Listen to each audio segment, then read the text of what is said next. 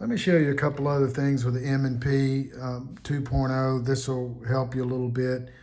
If you ever have a kind of a good trigger press and brake, but it doesn't reset, it kind of feels a little like it's binding on the reset or not smooth and crisp.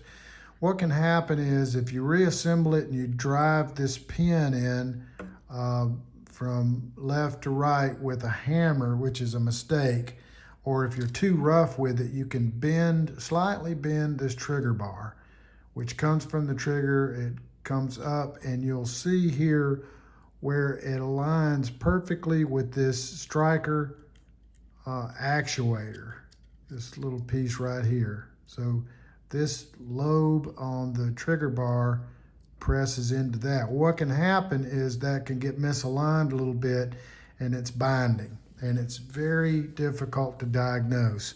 So what I do is remove this entire block assembly, and what you'll find is the tip of this, when it's spring loaded, will pull the tip of the bar over a little past center.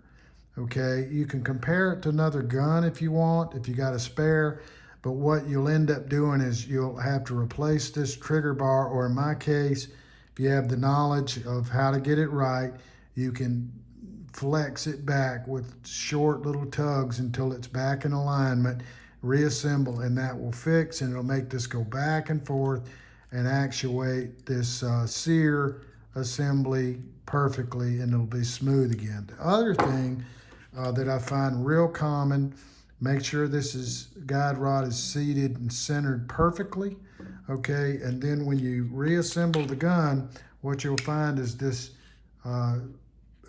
the slide lock lever is up, and that'll hang like this, and then you just snap it down, and then it'll reassemble, and that throws people off quite a bit.